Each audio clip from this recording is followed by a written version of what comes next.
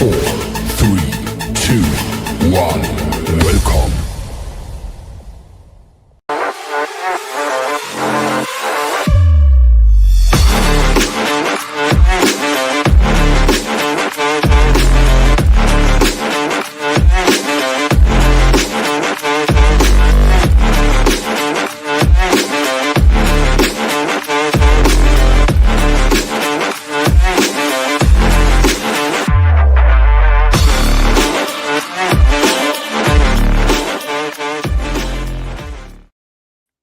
Well, hello, everybody. It is the Dennis and Andy Show. We are back. More importantly, Dennis is back again. It's like he's on this every other week schedule now. I wish I only had to show up at work that much. Man, every other week. What's next week's excuse? I just can't wait to hear it. Oh, my stones are back. Oh, I got to get them blasted again. Yeah. For those of you that don't know, I have not been on much, and I did make it back for 1 week, and that was the end of it. I spent most of the week in the hospital, in and out of the hospital emergency rooms. So I've now been to multiple different emergency rooms and have met all these wonderful doctors and nurses. And I had kidney stones, which we thought went well. The surgery went well. They had to blast it apart. I actually got a really cool picture. It was the doctor even took a picture of it. Oh, you're not showing it. No. Okay. No, I won't show it. But we got to see it. My daughter got to see it. The nurses got to see it. And they're like, that is the single biggest stone he's ever had to blow up in his life. So naturally, knowing me, it's going to create complications. I wound up being back in the next week into the emergency room. Lots of problems. And let's see, between oxy and morphine, that created a whole separate set of problems. So yeah, it's been a rough 3 weeks. Let's just put it that way. So I'm on the road to recovery. I am still at my house. My wife had her knee replaced, so I had to be here to help her anyway. So we're kind of like two cripples floating around in a pool of helplessness right now. Hey, I don't want to hear you could have come over today. You were in the hospital 2 full nights and she survived. That's all I'm saying. Yeah. Okay. Yeah. So she just had her PT and stuff. There's good news. They got her because it's a knee replacement. So it's all about how far you bend and how straight it can be. She's down to 3%, which they want to get her to 0, but it's on its way. And today's a rough day. She's in a lot of pain. Her leg's completely swelled up again today. So this weekend, we are going to be in Hickory for a convention. I will be going. My daughter will be helping my wife out this weekend. So Saturday, Andy and I will be at Hickory, and I will do the best that I can, but I'm going to go. There you go. And the real reason you didn't show up last week, and I know what it was. It was the first week of fantasy football, and I kicked your ass. So you're like, I can't show my face on the Wednesday stream after losing fantasy football week 1 to him. You can admit it, Dennis. So, guys, it is true. Andy did beat me. Kick my ass? No. This is he won by 3 points? I don't know. I didn't have access to it in the hospital. I couldn't do it. So I'm in 2 leagues, and I couldn't see either of them until I got out. And then I think you and I and Bart were chatting on something, and Andy goes, "Oh, I won my fantasy football," and I was about typing congratulations, and then I went, I think I was playing you, which meant I lost. Yes, you did. So anyhow, there is that catch up. I did lose this week. Did you win this week? Why would I know? I was playing Susie and I beat her. Wow. In Joe's league, and I don't see him on there yet, I lost by 0.7 points. More importantly, you thought it was necessary to beat your hobbled wife. Nice husband you are. Let's see what our guest thinks about you abusing women. Our guest for today is Miss Irene Irene Strychalski. She hasn't been with us in a while, and we're so glad to have her back on. So hopefully she's at her desk because she knows we babble. Oh, there she is. Yes, no, I am at my desk. Hello, I didn't know when my icon was coming up. Hi, yeah, terrible, Dennis, just terrible. I know, beating his wife. So uncivilized. His Is hobbled. No, he never not. thought. He could not go into this weekend going, you know what? I might have lost last week to Andy, my nemesis, but this week, my wife, because she lost last week too in the first week. He could have said, I'm playing my wife. I should be the bigger man. She's hobbled. She's in pain daily, not because she's married to me, because that is a reason, but because of her knee as well. Double pain. I should let her win. Instead, he looked at his fantasy football, saw the projection to win, and said, I'm keeping my kick-ass players. She's going down. Nice. I do not know how fantasy football works, but I benched how my dare number you? one quarterback. So if that didn't give her a chance to win, I don't want to hear it. Uh-huh. I don't know. I can only be so chivalrous. That's Whatever true. Andy said, yeah. Yeah. Well, she wouldn't need a knee replacement if you didn't push her down the steps. All I'm saying. Oh no. Wow. What is happening? It is a good thing that nobody from the medical or child protective or wife protective services watches this show. Oh, wait. The cops are at the door. I wonder why. Exactly. They're like, sure, you were joking. Sure. Okay, Rainey, so I'm going to bust your chops. Are we looking at the icon during the show, or are you going to turn the... No.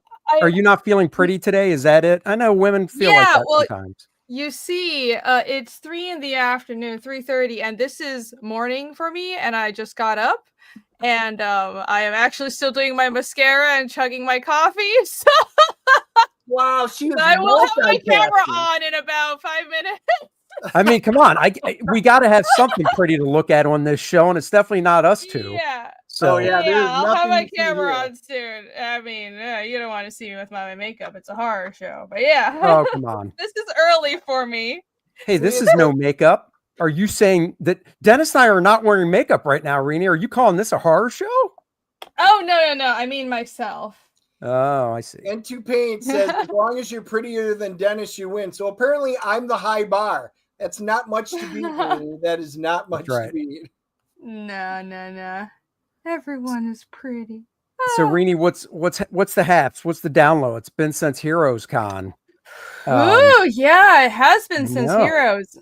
Jeez. Well, a lot has happened. I've launched Fiendish 3. That has mostly been my life. So it's been that. I did a convention in Florida, but I think I'm all conned out for this year. I did 3 conventions for 3 months. So like one convention a month. And I don't know how some people do shows back to back. It's just nuts. I'm already done for the year. I just want to sit at home and draw. And I got to run my campaigns.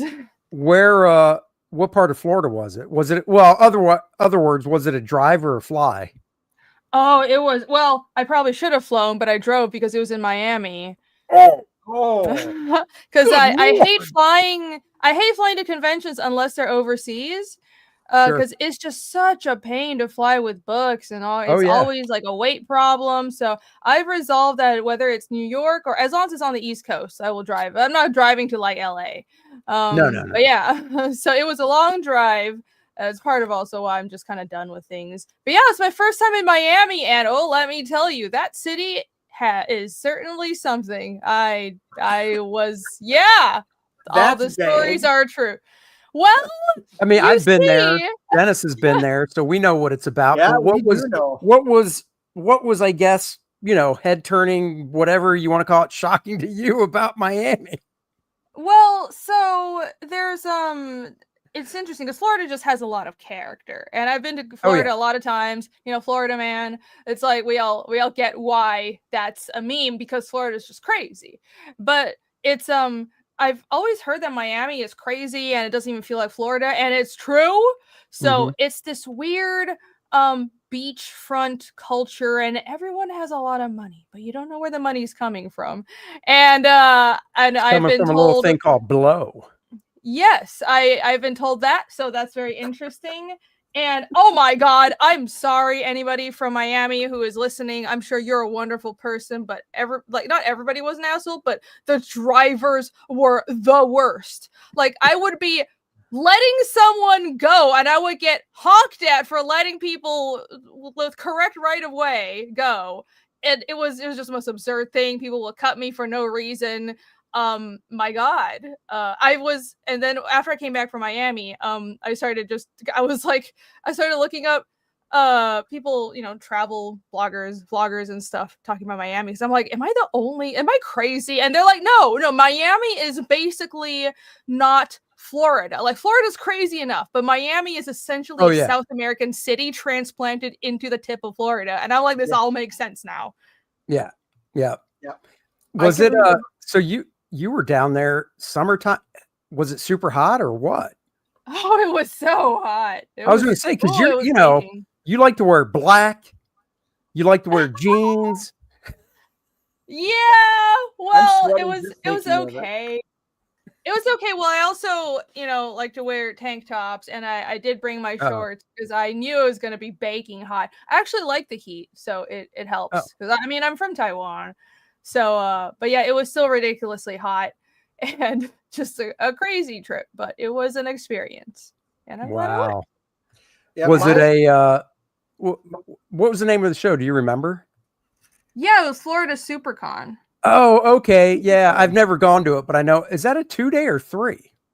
It's a 3-day show. Okay. I never been to it, but I was in my head. I'm like, oh, Florida's not that far, and then I registered for it and got in. Then I'm like, wait a minute, this is in Miami. Good job. Yeah. But yeah, it was a Reed Pop show. So people in Jacksonville, which is North Florida, are like, oh, we're going to Miami. Book a flight, not driving that far, and you're like, I'm in Georgia, Miami. It's Florida. It's not that bad. No, I don't know what the hell I was thinking. This whole year has just been crazy. I flew back to Taiwan. I was there for like a month, and then I was just flying and then I was in Japan, and then I was briefly back in America, and then I was driving to Florida. So I'm done. I'd like to just I would be here too for a while. Yeah, there's a difference when you do 4 shows that are like close, but when you're going all over, True. I hear that for sure. Yeah, I'd love to do more close shows, but it's just, I don't know, I'm silly and I always forget to register for them. Like, I've never even registered on time for Dragon Con, and it's down the street. Right. So good going. Yeah, you got to. That's entirely my fault. Yeah. And it fills up so quickly. So, and it's like, I don't know.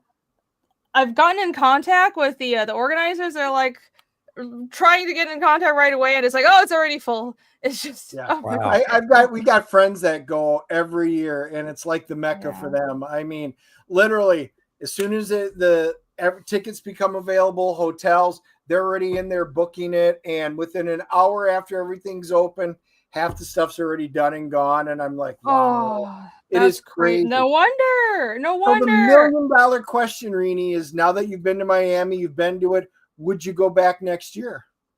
I probably won't. I gotta say, hey, no shade against Miami. It's just a bit of a pain. I think I'm gonna cut back on conventions. I'll do Heroes again.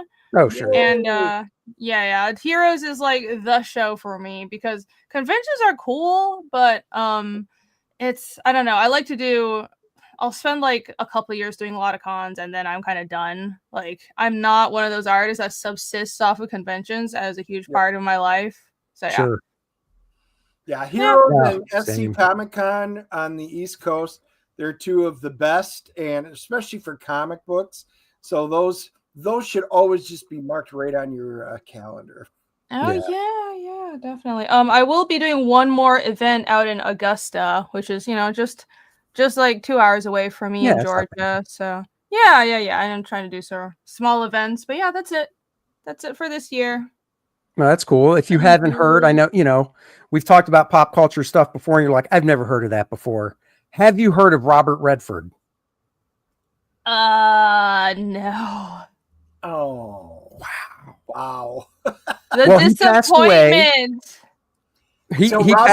He's a great American actor who passed away a couple days ago at the age of 89. So he's old, and he's been. I think I saw people posting. Yeah, I saw a post on it, but I don't know who he is. I really would have thought with that one, I thought he was mainstream enough to where you were to go, of course I know who Robert Redford. No, I don't know. And the sad part was my wife was sitting there because, she's laid up. She goes, well, go pick a movie. And I said, here's a movie that I know you haven't seen. And this was about not quite a week ago. So we watched All the President's Men. And I said, it's a very young Robert Redford, a very young Dustin Hoffman. It's all about Watergate. And she's not big into anything political. But I said, it's still an interesting movie. And in that era, you like that era. I said, I think you'd like this movie. So we literally watched it. And then 2 days later, Robert Redford passes away. Or like, no. Oh, that's uncanny. Oh, jeez. It is. Oh, it sounds like he lived a long life, so that's good. Yeah, I mean, he was The Natural. We talked about it last night on the Professionals. I did like The Natural. I did. That he was in Butch Cassidy and the Sundance Kid. That was one of my dad's movies. The Sting was one of my favorite movies with him in it.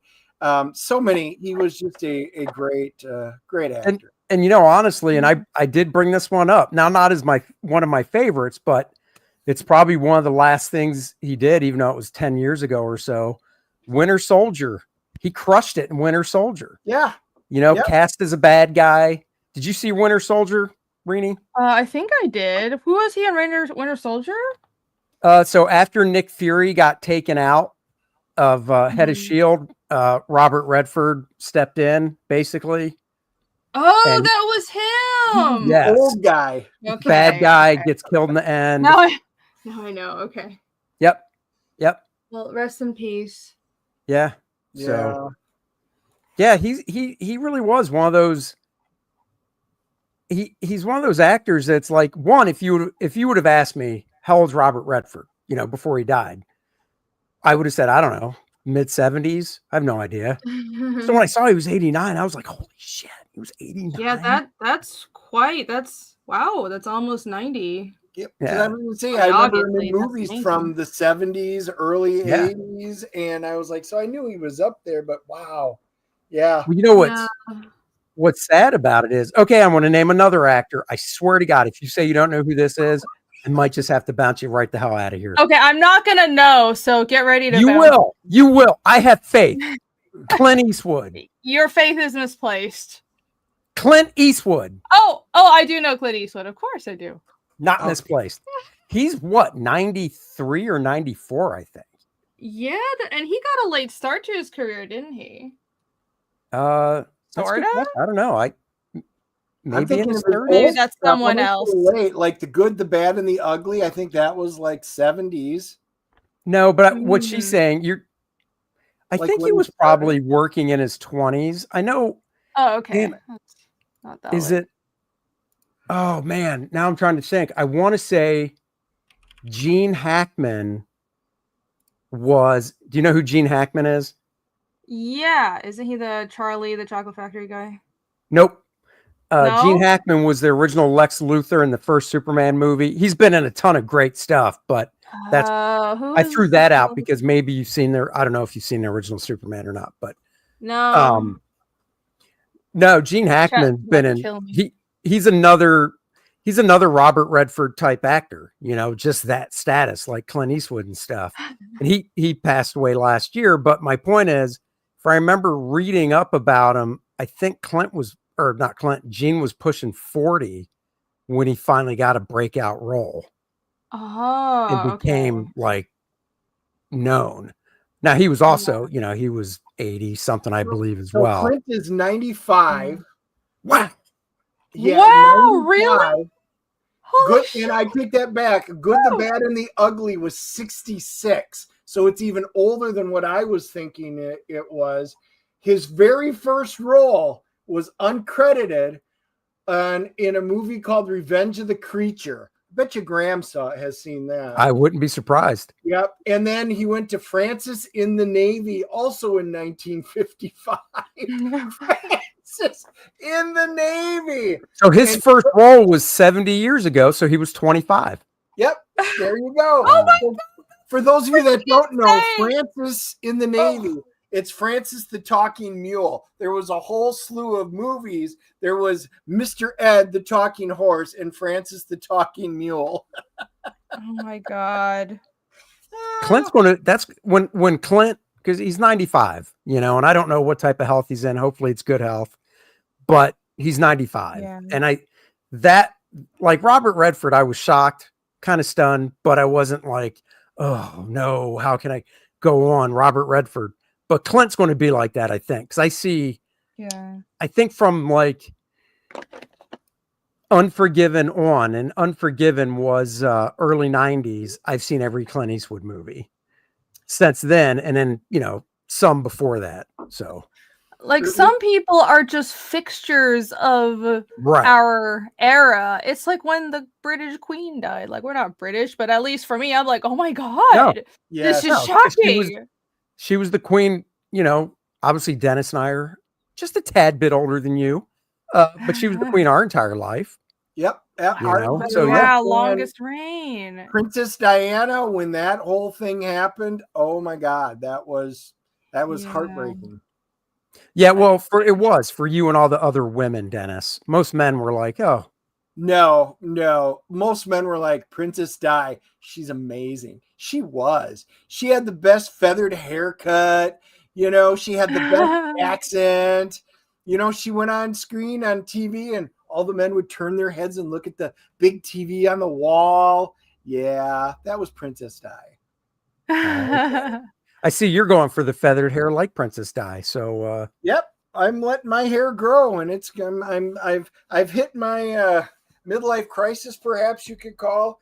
And since Andy can't grow hair, I figured I'd grow enough for both of us. It's true, I can't. Oh, no. It's locks for love. He's going to grow it long, cut it off, and I'm going to have Dennis hair. I'm going to donate it. Oh, what a good friend. Can you grow a beard? You should grow a giant Viking beard. I'll dye this black, and then I'll take Dennis's hair from Locks of Love and pop it on as a wig. And there you go. Perfect. Exactly. You look like twins.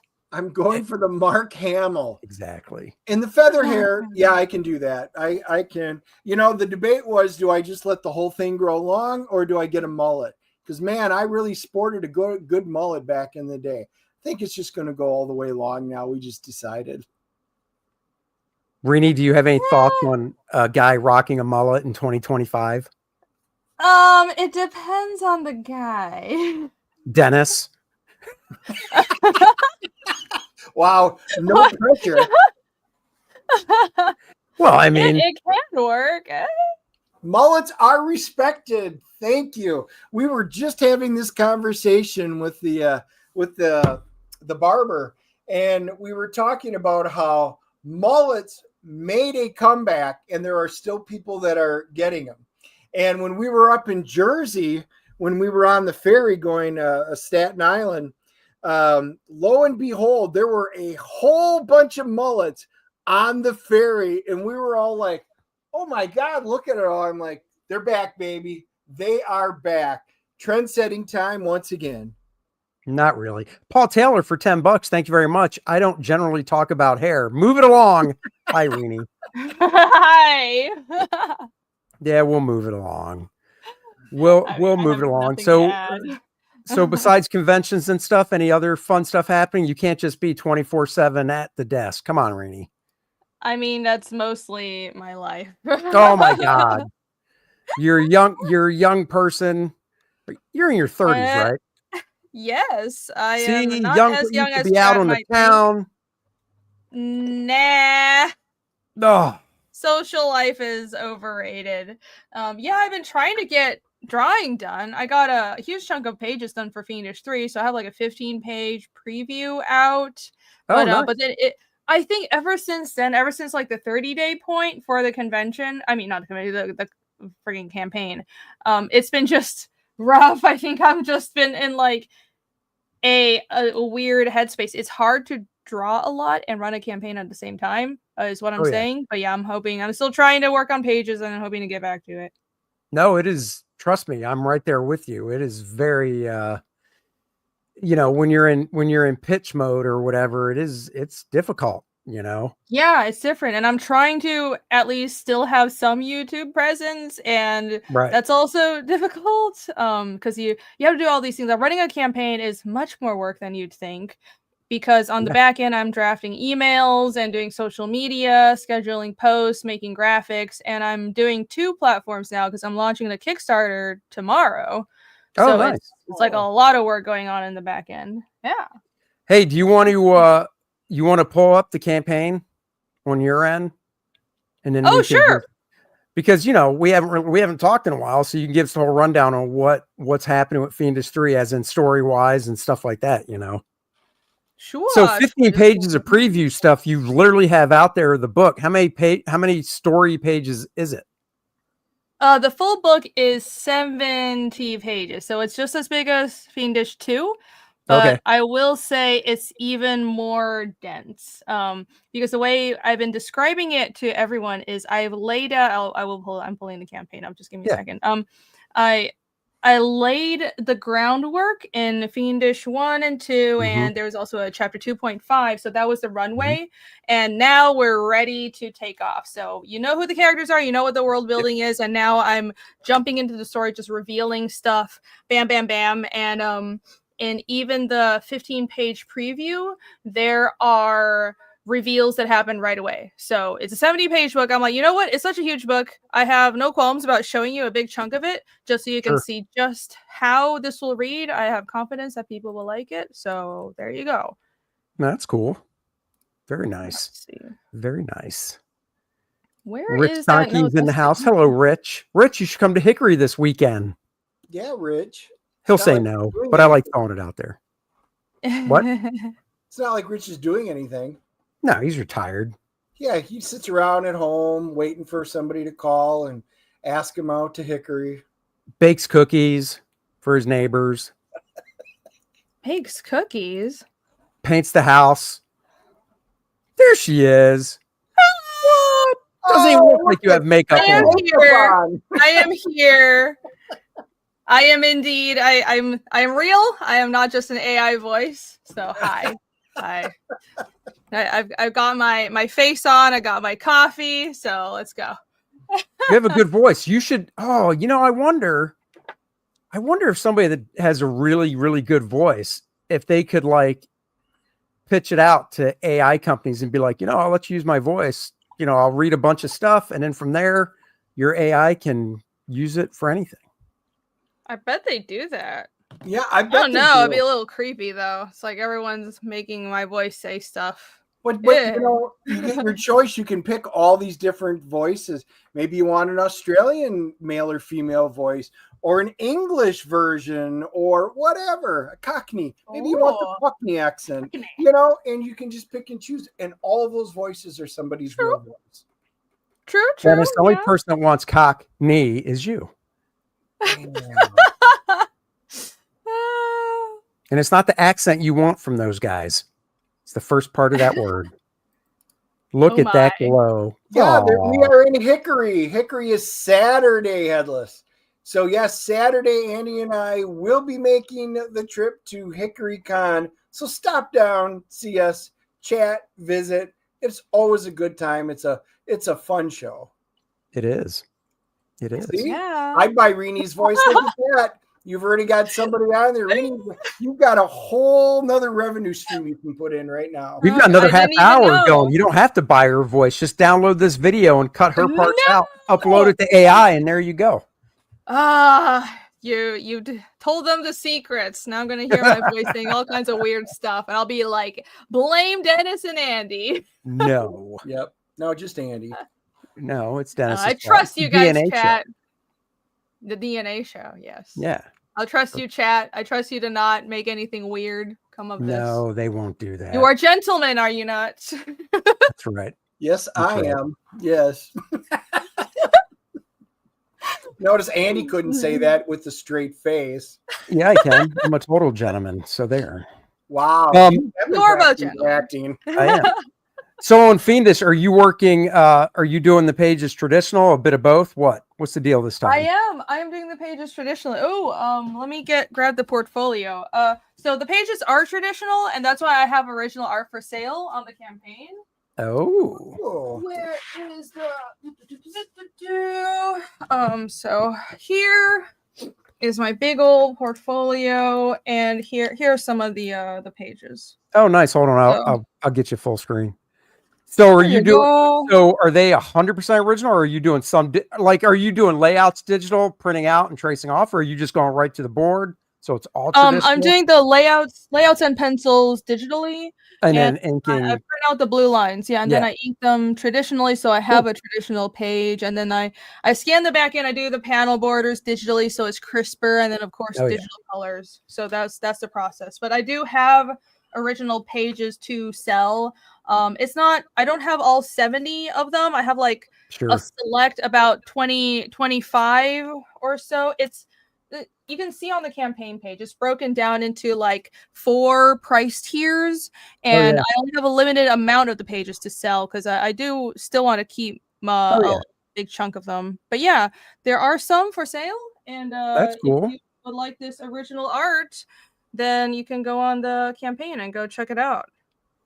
Very detailed. I spent a lot of time on every page. So I was gonna say, it looks like it. No, it looks great. I mean, being lazy. I've looked at it and stuff. Why don't you bring it up? Now I got to remember. You know what? I'm so flighty sometimes. I'm going to it myself just to make sure I backed it. I'm pretty sure I did. Oh, I do have it pulled up, so I should. Do I? Yes, I do. Yeah, you do. I got it. There we go. Yay! There we go. Whee! Oh yeah, I did. There it is. July 29th. Oh, good. Yay! Awesome. Thank you very much. Much appreciated. So much appreciated. Vaughn is asking for both Andy and Rini. How many times do you redo the layouts for maximum page turn impact? Do you ever redo them? Is what he's asking. Oh, you can go first. Okay, I do. Man, the layout process is just so. I do so many drafts in the layouts because I think that is the hardest part of making a comic. It's like, sure, maybe the inking and penciling takes more time, but the most mental work is in the layouts, and I think even more so than the writing, because in the layouts you've got the plot, and you've got, like, for me, the rough dialogue, and I don't do a script. I go straight to layouts.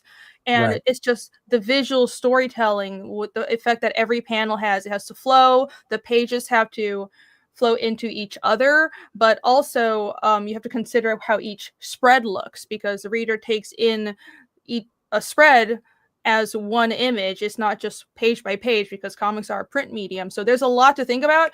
To answer your actual question, I would say I redo the layouts at least 3 or 4 times. For Fiendish 3, the current because I'll put everything into all my rough thumbnails into a PDF that are double spread, so I can see it before I start penciling and inking. And right now I'm on the 7th draft. So that's how many times I've revamped. And I wouldn't say every single page has been redone 7 times, but the full book, I've added pages, I've tweaked things here and there enough to have 7 drafts of the whole book.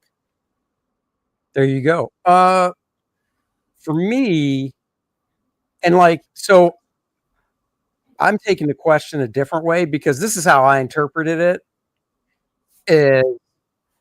My interpretation was basically, I started drawing the page because I'll do a thumbnail on the script, and then I'll take out the Bristol board and start drawing right on the actual final Bristol board. And after I do my thumbnail, I'll start drawing the page. And every now and then I'll go, oh, I could do this differently and it would be better. And I'll put the page aside, do a new thumbnail, and then start over. So that's kind of how I interpreted it.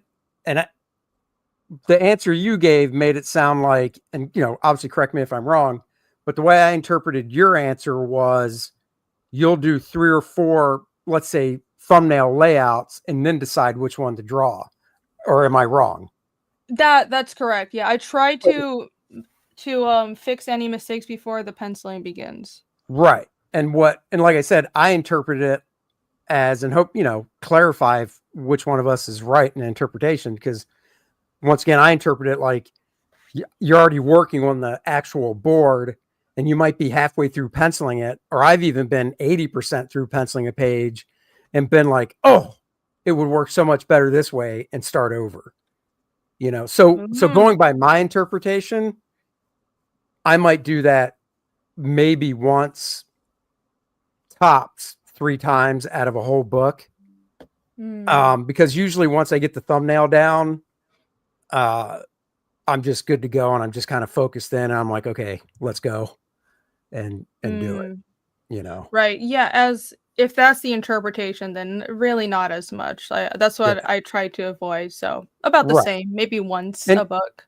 And generally, I think going with like what you're saying, thumbnail, let's say, it's the same. I mean, I might only out of a 48-page book, I might do multiple thumbnails for 3 or 4 pages, and that's it.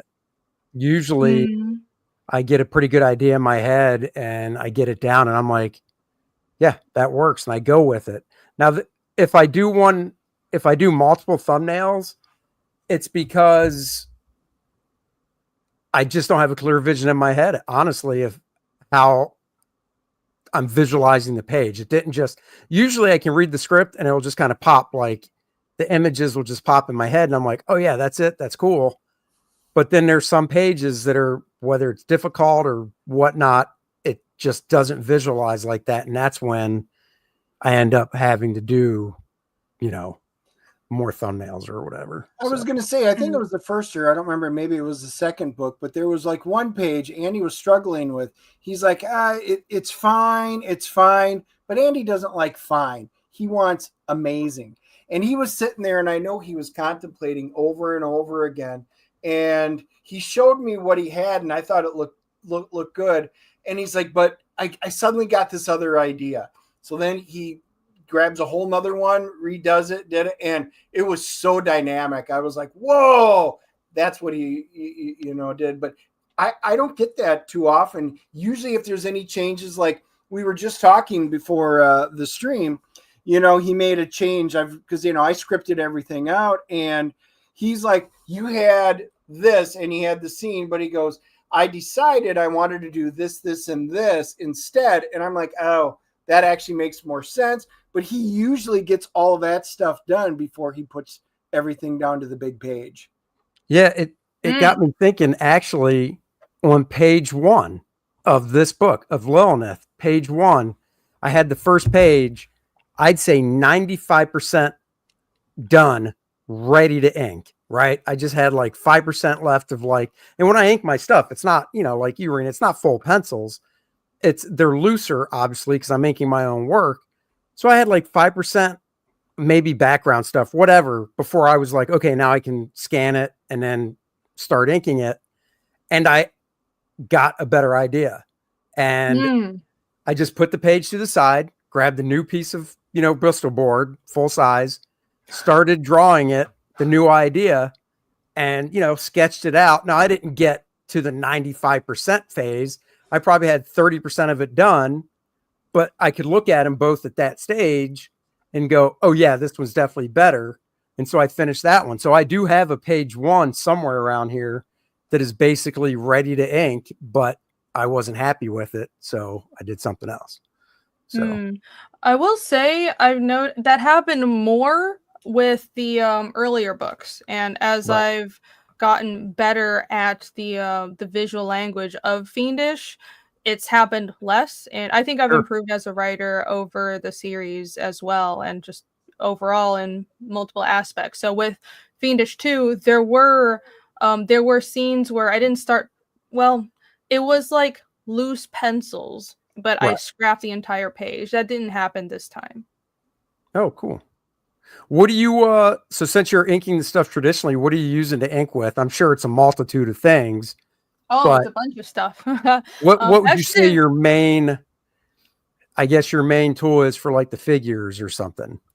I have a short going over my art supplies if you want to check that out on my channel. Oh, cool. I will. I mostly use microns, and okay. I use a combination of microns. What is it? The Pigma FB brush pens, the very fine Pigma brush pens. It's a really great brush pen if you want a lot of fine line control. I love that brush pen. And then also the Tombow Furanosuke ones. Yep. A lot of artists use those. So they have like a hard tip and a soft tip version of those. So it's those brush pens and then just microns. That's basically what I do. Unless I have to fill in a ton of black, in which I just, obviously use ink. Hi, what's up? What's up, Mohawk? Hello. Yeah, no, that's cool. I mean, and the funny thing is, when you brought up that first brush pen, the Pigma one, whatever, I think that is. I gotta look, Dennis. Carry on, because I'm pretty sure that's one I'm using now for certain things. Because I've got a bunch of like different brush pens and stuff like that spread out next to my my desk, but for the most part I use a real dip brush still, and then a dip pen as well. Not a 102, I think it's a 170. It's a little more flexible. But then I was looking down at this array of like brush pens, and I'm like, oh, I haven't used this one in a while. Let's see how it works. And I was like, oh crap, this is kind of like that nib I'm using now. I think it might be that. So I'm gonna look. All right. See, now you got him looking. Yay! Talking pens.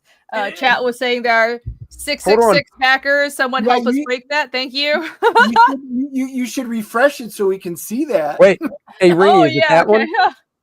Yes, that is such a good brush pen. This really. It's funny. Like I said, I'll experiment with a lot of different ones, and then for some reason or another, I've always kind of defaulted back to the original, which for me is a real brush that I dip in ink and then some type of quill. And like I said, I've got 7 or 8 different brush pens on a shelf next to me. And I was just looking at them and I'm like, oh, I haven't used that one in a while. So I pulled the cap off and I'm like, oh, it's got a good point. So I started using it. I'm like, holy crap, this thing works great. So I need to stock up again. Yes, dry now. Yeah, and they're a little hard to find, and it's just every time I go to Asia, I just buy about a pound of art supplies. Yeah, because it's so much cheaper there. Yeah, that's one of those pens that I'm like, oh, if I see it, I need it. Oh, that's cool. That's cool. Well, why don't you play the trailer? Ooh, yeah. And hopefully we'll get another backer, because I'm not a fan of 666. It's Dennis's favorite set of 3 numbers, not mine. Someone help us break that number. Thank you very much. I have 2 trailers, but I'll play the music. There's a music and narration one that's the story trailer, and there's one that's just me talking. So let's well, you guys can choose. Which one do you want first? Do the story one first. And by the way, did you? You're a woman of many talents. Did you do the trailers yourself? I believe so, right? Yeah, I do the trailers. I have these animated banners. That's a 60K stretch goal. Yes. Yeah, I'd have to ask about that, because I saw that banner and I'm like, how the hell do you do that? Yeah, it's a GIF. You have to make a GIF, but so I make the GIF it's an AVI in After Effects. You could use Premiere as well, but for the effects that I want, I use After Effects, and then you basically just have to like downsize the heck out of the GIF until it can be uploaded. And Indiegogo doesn't let you direct upload GIFs, so you have to host it somewhere else and then embed it. Oh, right. So that's how you do it. Oh, cool. But yeah, and I assume you're using After Effects then for the trailer itself. Yes, for the trailer, it's After Effects. I got to learn it. I have it. I just got to learn it. Yeah, I don't think it's hard once you learn the basics. I mean, it's Adobe, so if you know Photoshop, you can pick up on the other programs pretty easily. Cool. Alrighty. Let's go.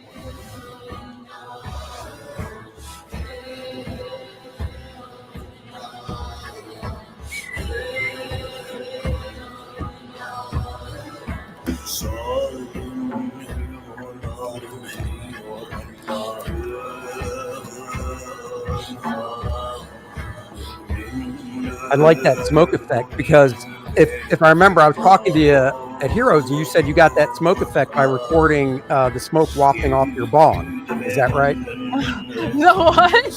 Yeah, What? totally. That's definitely what, huh? She's like, I need a cool smoke effect. You took a hit, and you're like, that's cool. Let me get my cell phone out. We're supposed to tell everyone. Oh, Dennis, why'd you open your mouth?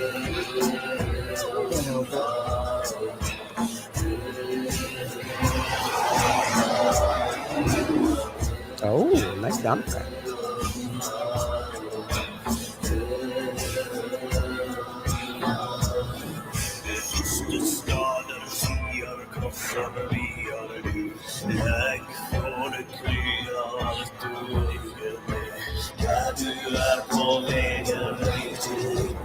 Where did you find that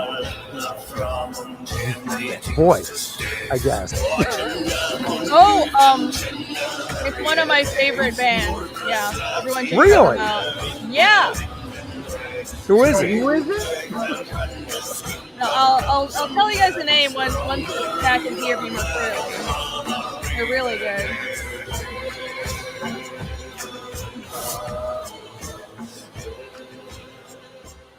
Nice. Whee! Yeah, so that music, that was Lifiaberg by Wardruna.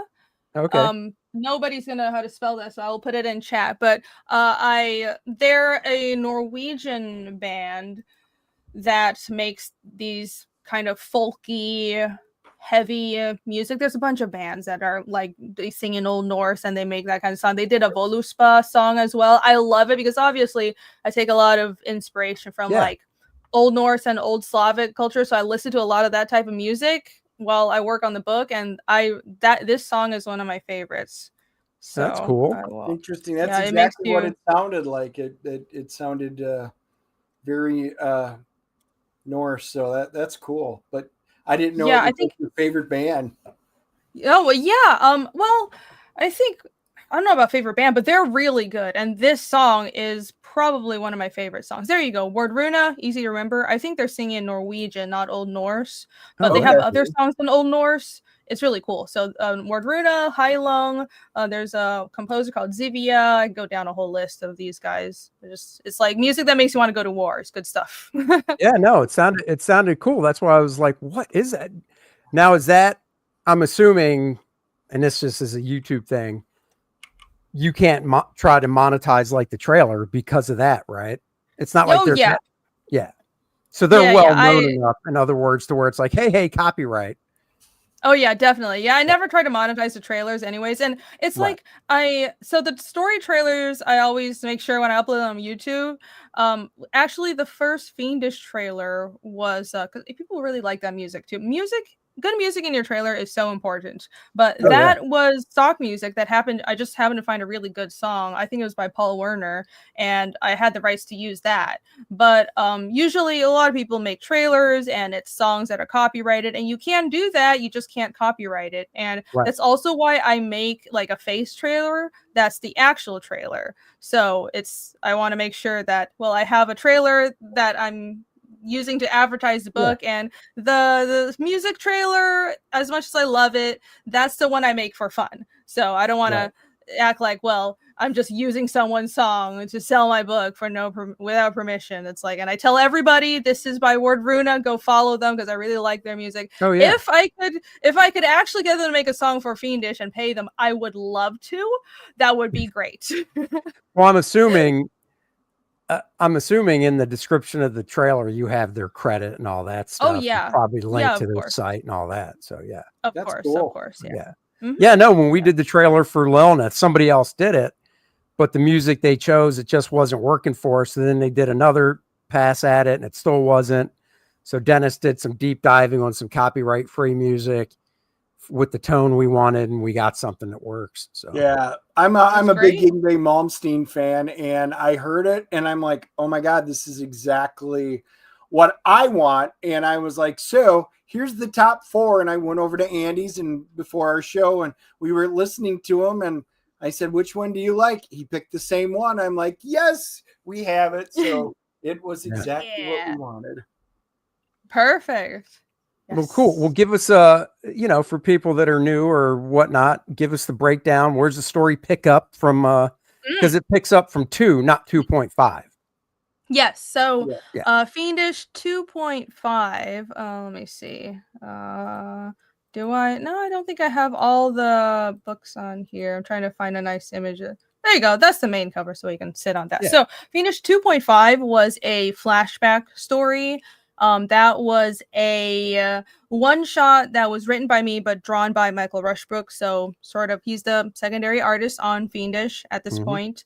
And that was a self-contained story that was Casimir, my main character's background. So that wasn't part of the main series. So I have a bunch of these 0.5 chapters that are one shots. But Fiendish 3 picks off from Fiendish 2. So if you've read that, it starts immediately after that. And if you haven't read Fiendish 1 and 2, the story premise is that we begin this journey with Casimir, the angry blonde guy. That's my main character, who is a reclusive hunter in the woods. He's kind of done with society. And it's because he's had this tragic backstory where his family was destroyed by these demons. And even though it's a fantasy world with magical creatures and stuff, nobody really knows what these creatures are. And you can see some of them in this image surrounding them. Him and Ragna, my shaman character, are fighting these demons, and nobody knew what those demons were when they destroyed his hometown 9 years ago. But now they've resurfaced, and he's taken it upon himself to get to the bottom of what these creatures are. And essentially, what he finds out he has to do is return to his hometown, which he's hasn't been able to do because there's a bunch of mystery surrounding why the town has disappeared. Nobody's been able to go back. He's the only survivor that anyone knows of. So it's a fantasy mystery in that, on top of the heavy world building and the fantasy tropes and all that stuff that I'm embracing, there is a definite mystery story that's unveiled. And that's why I was talking about doing all the setups in book 1 and 2, because book 3, you start finding out all these revelations about what the demons really are. There's one that's already in the 15-page preview that's out right now. And in the next, I'd say 10 pages after the preview, there's another revelation about the demons. And there's a mystery villain that was the horned guy in the trailer that I didn't reveal until the campaign launch. And I'll know that there will be another mystery villain right at the end of the book. So a lot of stuff is happening, and I want people to feel like, well, there's a lot of familiar fantasy storylines, but at the same time, I don't know what to expect. That's my goal. But yeah, Fiendish 3, right after Fiendish 2, Fiendish 2 was Fiendish 1 was the action-packed introduction where the demons are back. Casimir fights and kills one. He vows to get to the bottom of this. Fiendish 2 was the team coming together. And obviously, he's not traveling alone. He has his apprentice, who's also his cousin, Iskel, this little archer boy, kind of the everyman character that the viewer can view this world through and learn about the world. And then there's also Yomi, who's a slave girl, a dev slave. Devs are this fantasy race that I made up for Fiendish. And she was a slave, but she decided basically to run away so she wouldn't be captured, and made her do things she didn't want to do. So she decides to run away with Casimir and Iskel, even though it's going to be a dangerous journey. She chooses the harder path of going with them to avenge her friends that were killed by the demons as well. And this team kind of struggles. There's some conflict, but they come together at the end of Fiendish 2. And Fiendish 3, they are joined by Ragna, my busty magic girl there, and all the plot and all the story and reveals start happening. Did you say my busty magic girl? Yeah, that is what I call her. I'm accurate. Well, hey, I get it. When I talk about Cordrath, I go, Cordrath, he's packing the heat down below, that guy. So, no, she is busty. I know it's pretty obvious with Ragna, so there's no point in hiding it. No, that's all good. It's all good. Yes. Go through the different tiers and stuff then. Oh, sure. Yes. Let's see. So I have. I can scroll down a bit. Here's some sample pages. Yeah. So I have a few of the interior pages right here, right at the top, but this button, you can click this to read the preview. And cool. the that free preview is hosted on Global Comics. You can read it even without a like a membership or anything. So it's free. You can just click that and read it right away. And I do have the rest of the Fiendish series available digitally on Global Comics, but you do need to register to read those. But yeah, you can just read the preview. It's really easy. Cool. Oh, cool. I want to scroll down to hear the covers. Okay, here are the perks.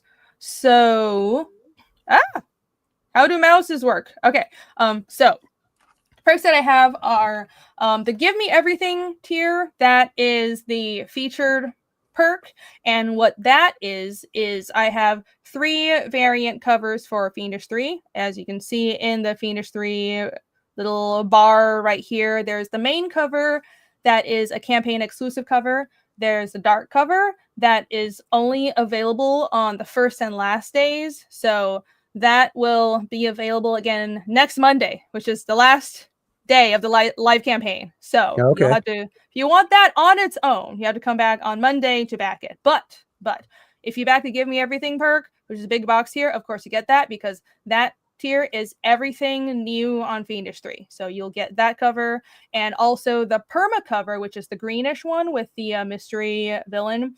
And the way Fiendish campaigns work is I have all my covers are campaign exclusive, except for one permanent cover that is always carried after that. So I try to not do a million variants. It's just, this is a long series. It's going to be a huge headache if like I do a new variant every single book. I also feel like I'm ripping people off if I just have a million variants all the time. So tons of variants on the campaigns. I usually have like 4 or 5 by the end of things. But the perma cover, the green one, will be the permanent one that you'll always be able to get forever. Okay. I got it. That's how it works. Cool. I was when I saw perma, I was like, what? Because I think I did the first one all the way to the left, the main cover. So yeah, main cool. cover. Yeah, that one's limited, so good choice. Comics Legend says, Rini, will you ever have an artist edition black and white line art version of Fiendish, similar to Cordrath's hardcover artist edition at the 9x12 size? Yes, I will. My plan is to have a campaign for the artist editions of Fiendish books at the end of the first arc. So I want to do a collected edition of the first arc, which is the story up until all the characters reach Dorvo, which is Casimir's hometown. And that would be probably by the end of book 5. So it's a lot of material, but I'm going to do a collected, big, nice thick book, just like those Berserk volumes. And I'll have artist editions of all the chapters. That's cool. Oh, cool. All right. What else? Thank you. I think we had a couple of more backers. So thank you. You guys are nice. Great. Right. Okay. So the Give Me Everything tier. So it's the 3 campaign covers, and also this is exciting. The big question mark that you see over here. Okay, that is not a cover. That's just a question mark. Believe it or not, that is a perk exclusive guest cover.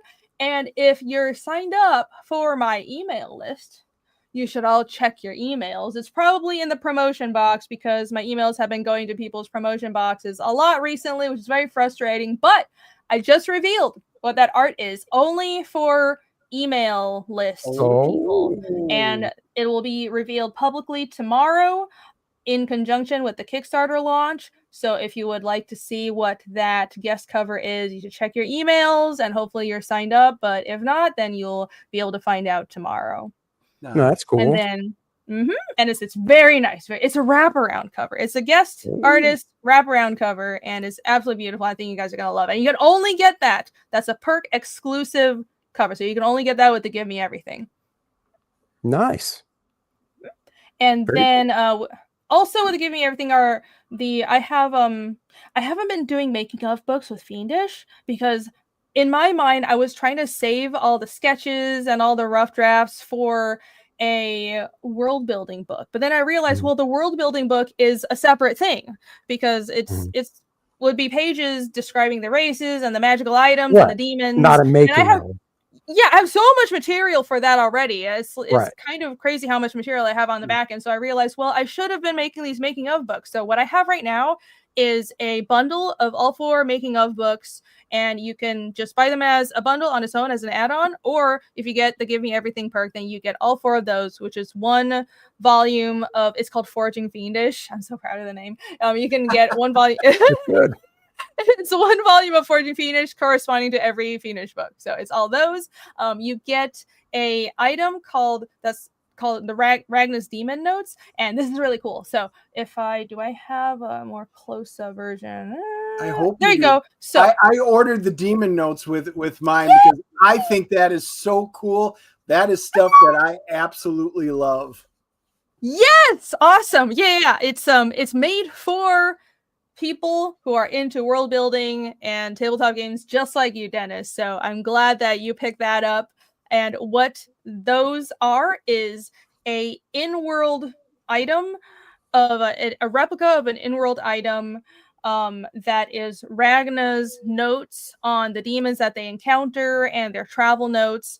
I really like making extra supplemental items that are in sync with the world, so to say. So, like, for example, hanging on my microphone, I don't know if you can see it, but for Fiendish 2.5, I made this little pendant that is a pendant that Casimir wears, and it's in their world, it's a religious pendant, and it's story relevant. It stands for some of the themes in the story. So I made this as an item, and I like making things that feel like you just reached into the comic and you took the thing out of the comic, and now you own it. Like, that's the kind of stuff I like to buy. So that's what I like to make. And so all of these demon notes are going to be in Nanarsa, which is my constructed fantasy language for Fiendish.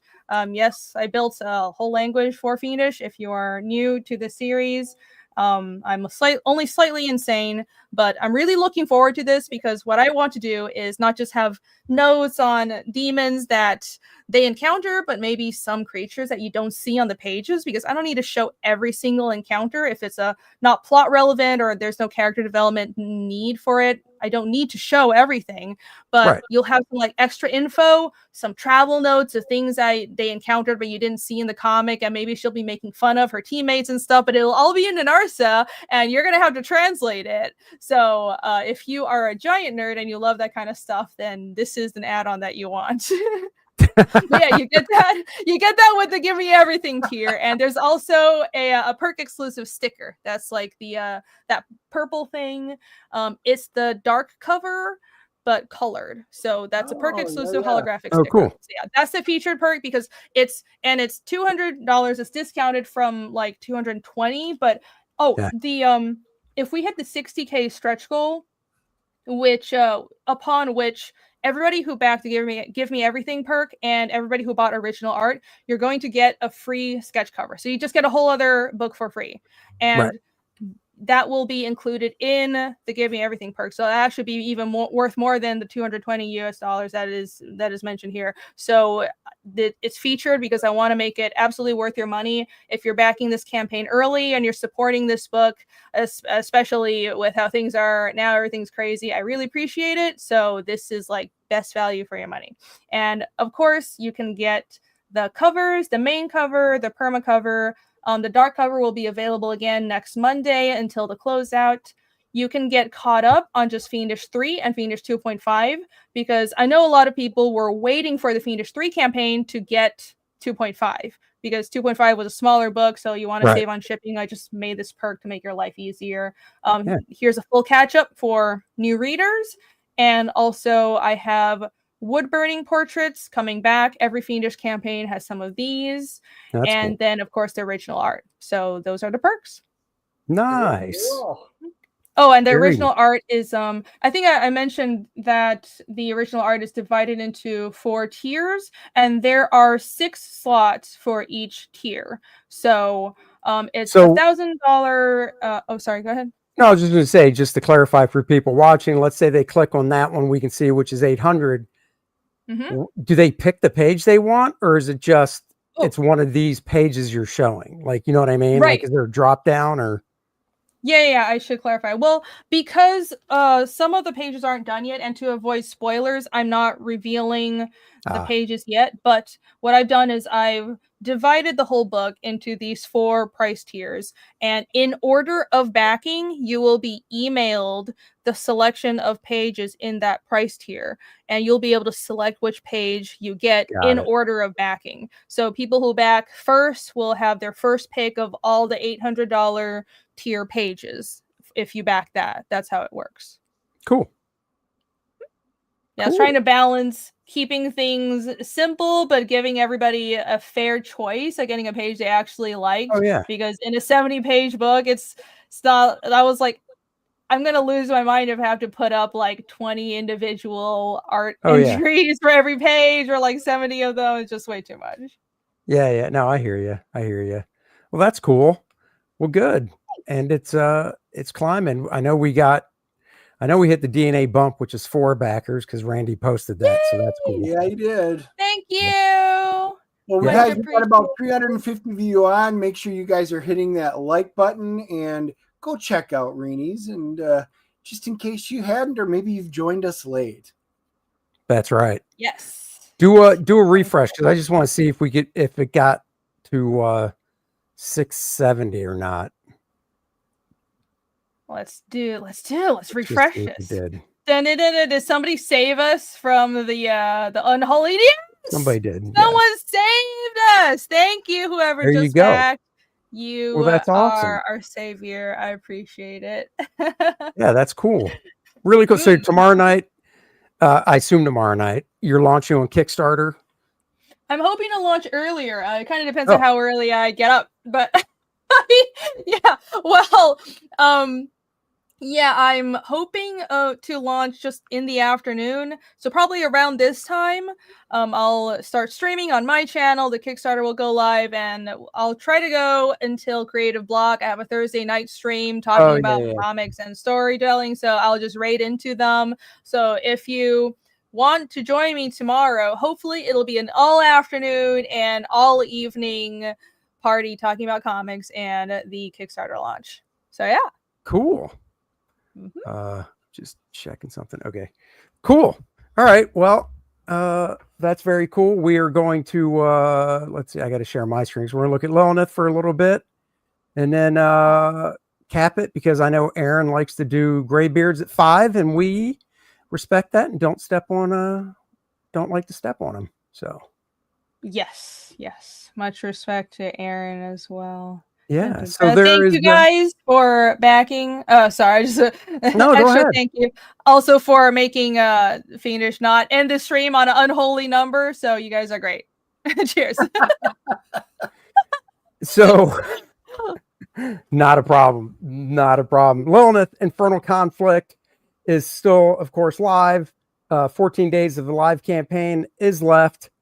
And yeah, it's going nicely. We've got, we do have a Get It All tier with a collector's box at a discount. And guys, we have added a foil cover to that one. So if you already backed it, you're getting something extra for no extra cost. And if you haven't backed it yet, you're saving even more money off it as well. So in that box, it's Lilith's beautiful box.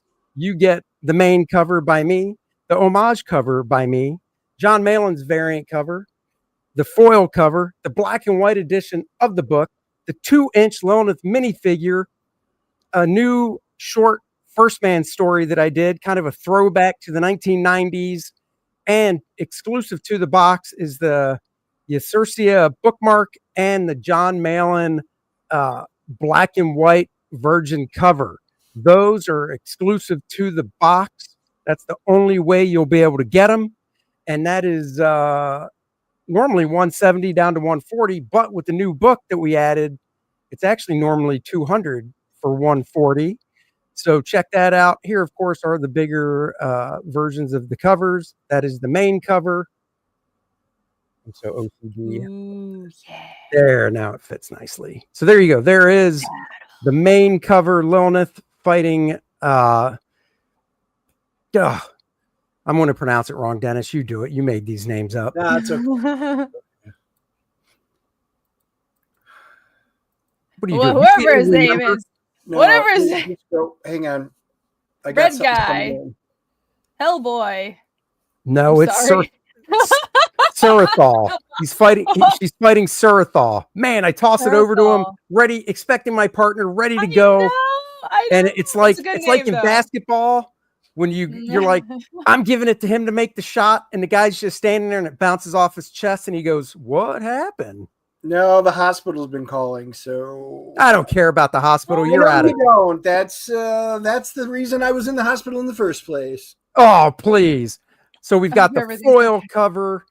$2 from Randy Howell. Thank you. Lilith is just $2 away from 24K. Thank you. Billy Tucci says, you know it. You know it, Billy. We've got the really homage cover by me, homaging Frank Frazzetta's great Vampirella #1. Yeah. We've got John Malin's awesome variant cover where it's Lilith and friends fighting Demon Lord Vexarion. And we've got a few preview pages up. And guys, the colorist does have, and he was in the chat, hopefully he still is, but he has more pages. And once I get them back, we will be adding more preview pages to the campaign. I just don't want to add black and white. I'd rather put up full color. So there you go. And like Marcus said, and I do have a nice overlay for that. Where is it?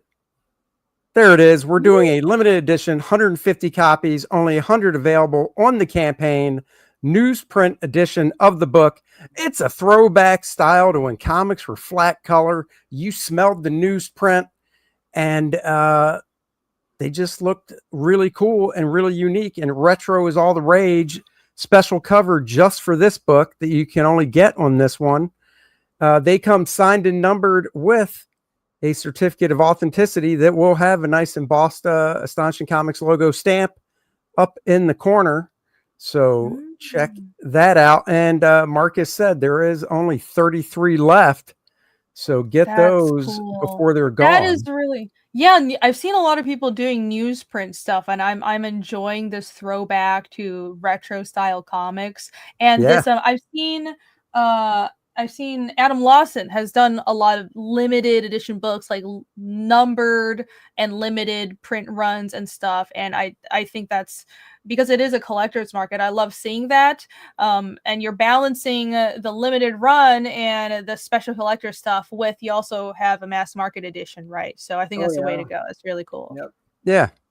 Joe so says, check that. Aloha, guys. I was on Billy's channel. Well, you're dead to me now, Joe. So, oh no! Oh, that son of a bitch. And then we have the calendar. And good news, I got an email 2 days ago from the printer on Monday saying that the calendars are in the mail. So honestly, when we get them, we'll ship them out. I mean, we're going to ship it. We say shipping in December, so you have it for the new year. But honestly, when the calendars get here, I'm not just going to have them sit in a box. We'll ship them out. Now, there's only 40 of them available on the campaign. We're only printing 50. We're holding some back for ourselves, of course. So you can still get a calendar. And when we get it, we'll do a little video where we hold it up, flip through it and stuff. So 31 calendars left on the campaign. Core draft for 2026. Go check it out. And here, of course, is some of the interior pages from the calendar. We've got fun dates and stuff on it. From the Shattered Reach, characters' birthday, stuff like that. So good stuff. That's a cool idea. You know it. I love old the old Marvel calendars. My birthday, of course, is there. Dennis's birthday's there. I might have got the date right or wrong. I don't know. He doesn't care. If somebody wishes him happy birthday and it's a day or two forward or backward, he'll just say thank you. My birthday's so close to Christmas. I've gotten screwed for 55 years. So what's it matter now? I know, but at least for 55 years, you've gotten screwed. Oh, that's not true. You have 2 kids, but they don't look anything like you. So are they yours? I don't know. Oh my gosh. No, that's not true. His daughter, I feel bad for his daughter because you can look at her and go, yeah, you're Dennis's kid, but you're pretty. So that's weird. And you look at his son and go, this is getting so yep. vicious. That is Susie's definitely, yep. Okay. We have the catch up here where if you missed out on Kordrath the Awakening and Kordrath the Reckoning, you can go to the catch-up tier, all 3 books, save $5, and you'll get the main cover of Lilith, and then there's a drop down for the other 2 books, and you can pick the covers that are available in the drop down for those.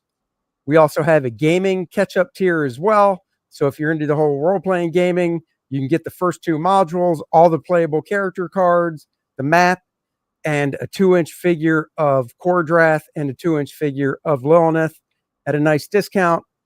And then we've got just bundles of some of the other books. But, you know, if you just go up and you're like, I just want the main cover and Malin's cover, every individual cover is also an add-on, so you don't have to worry about that. And, of course, First Man returns in Explosive 90s Glory. It is a 28-page book once it's printed. 8 pages of story, 8 pages of the pencils, and then 8 pages of the black and white raw inks. And it's just a fun little story I did, kind of in a 90s, you could say, Liefeldian type style. So check that out as well. And then at $40,000, the first stretch goal is going to be a 3x4-inch Lilith magnet. Slap it on your refrigerator, so when you're getting the milk for the cereal in the morning, you can put a smile on your face by looking at Lilith. I know Dennis can't wait to throw it on his refrigerator. Yep, it'll fall, but you know, because it's what do you have, a plastic refrigerator? No, it's stainless. They do not attach to it. Really? I have a stainless steel refrigerator, and we've got magnets all over it. Nope, that's why you don't see a single one on it. So they do attach, you just won't put it on it. No, they don't attach. I have a stainless. Try it out. Then it okay. I'm just saying I have a stainless steel refrigerator as well.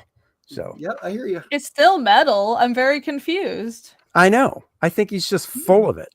It's his way of saying we don't want to junk up our refrigerator with stuff. In other words, besides Dennis beating his wife in fantasy football as she's hobbled, we now know that when his kids came home from school with art and said put it on the refrigerator, he was like, no, you don't understand. Magnets don't work on this refrigerator. Magnets don't work, and they've gone their whole lives thinking magnets don't work. So he scarred his kids from ever having art on their family refrigerator. That's nice. Yeah. I work with a monster. Okay, so pledge now. Join Lilith's fight. And Lilith is basically about Kordrath the Awakening ends. We're not going to tell you how it ends, but Lilith does go back to where she's from, the Abyss. And this is kind of a flashback story where we learn all about Lilith, how she came to be in the Demon Wars, the succubus against the Incubi. Oh, it is great action, adventure, and we learn why she was the one chosen out of all the succubi from her queen to be sent up to the Shattered Reach. So, we get to see new characters and stuff, and I'm feeling kind of special. What's that say? Whether magnets stick to a refrigerator depends on the type of stainless steel used. Ferritic stainless steel 400 series is magnetic, while autistic stainless steel is not. So Dennis has an autistic refrigerator. Okay, good to know. That's too much smart people talk. Andy can't read English, so yes, that is it. Dennis's refrigerator is on the spectrum. Good to know. Good to know.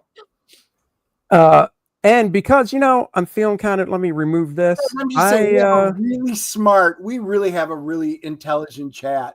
So I'm really glad somebody popped that in there, because I was going to bust Andy later for it, but I wasn't going to do it on the show. But thank you. I don't feel the need to have to spend more money to have a non-magnetic steel refrigerator. That's okay. You go get your tin refrigerator and put your magnets. It's not tin. I'm going to show Dennis. Dennis is the only other person that's seen these. I just, before the show started, I was really hoping to get them 100% done. I've got to do some whiteout stuff on these character designs, which I'm going to do digitally, but I'll show you 3 new characters that are in the book. So now that Dennis knows that's what I'm doing, and he's seen these, when I throw it to him and go, what are these character names? Hopefully he won't just stare blankly at the screen. He'll be ready. Joe That's my hope. Bernardo asks, what have I learned since starting crowdfunding? Do things early. The end. There you go. That is my one top answer. So this is one of the lead, I guess you say, badass succubus warriors. What's her name, Dennis? I don't remember. Oh, you son of a bitch. It's Osiris. Osiris. Whatever. You're the one that's supposed to say it. It was Osiris. It's a god name. How did you not? What's up, Billy? Wait, you're making fun of me for not knowing the name? No, definitely no. Oh, I'm drawing all these guys. I mean, I'm the one. He literally puts a word on paper, and then I've got to design it and draw this. So that's one. And she's going to have really dark reddish skin and a lot of body armor there. So that's one. And then we've got Osiris these other would be a cool name as well. So there you go. Ooh, I like the girl on the right. Oh, with the white or with the lighter wings. Yeah, and the horns. It's like it's almost like light demonic or something. You actually nailed it. Really? Yeah. Well, that means you have a good design. In the character description, it's kind of like light, like you said. Yeah. Great. Perfect. And it's not even colored. You did it. That means the design communicates well. Yeah. Yeah. You nailed it. I'm like, holy crap. Woo! It's like dark demonic and light demonic. Yeah. So these are a few more of the old warriors there that are going to be in the book. And so I've got to do a little bit of whiteout touch up. And I figured instead of struggling with my whiteout on the actual paper, I would scan them and just do it in Clip Studio. So that's what I'm going to be doing. But there you go. So wow, that's awesome. Well, that was fun. We hope you enjoyed it, of course. Have you been doing any role playing? Not recently, no. I haven't either. There's been no time. I'm working on a role playing setting for Lilith, but I am so far behind, and I don't even have anything even ready to go to my alpha testers. So, I'll probably wind up having to pop 2 of them out and get them out there for the next one. Mm-hmm. Yeah, I haven't had time to do any tabletop. Oh, that's awesome! Is that balanced? It is. Well, I'm from Wisconsin, so these are cheese dice. So I actually have to take a crayon, my black crayon, like the old ones used to, and there's my percentiles, and then I'm gonna color them in black, and then look at that. There's my little 4-sided. Reen, let me just tell you, when we go to a con now, he's got the dice. He's got a portion of our table because we usually ask for 2 tables now, and thank God everybody's been accommodating. He is the dice man at cons. Yeah, now, you've got a bunch of dice. Brings to sell. I've got ones like there's my 100-sided die. I've got a 60-sided die. I've got a whole group of them. I've got 3, 4, 5, 7-sided dice that are in there. I've got just a ton of dice. Most of mine are packed up now for the convention. Ooh, what's yours? Have I shown you the Fiendish dice that I've never actually replicated and started selling? No, are those prototypes? Yeah, these are prototypes. So these are let's see. They're Nanarsa numbers. Okay, if my camera would focus. It's very difficult to get it. Oh my gosh. There you go. There you go. Yeah, I've got the Nanarsa numbers etched into them, and see these. So I have a full set of 6 gaming dice, and I just never have bothered to mold and cast them, because last time I did any molding and casting, it was a whole shebang. I needed to get like a pressure pot thing to debubble it, but I've heard that if you just use the right type of silicone, then you don't need all that. So I think I can try that. And I also don't know if people would really be interested, but yeah, I do have a whole set of gaming dice that's in the Narsa, and I'm hoping to replicate them exactly this way, so they'll look like bone with like burnt letters. That's cool. Yeah. Anyways, just there you go. I thought you would enjoy that. We looked at trying to get custom dice for Core Draft, and we talked to a number of different dice makers.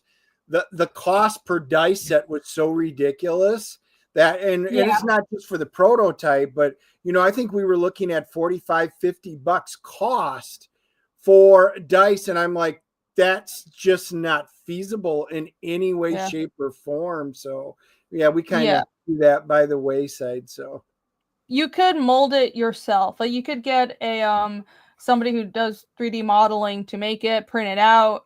There's people in do 3D around us who do 3D printing, and all you have to do is buy some silicone mold release on Amazon, and some resin. You can cast it yourself.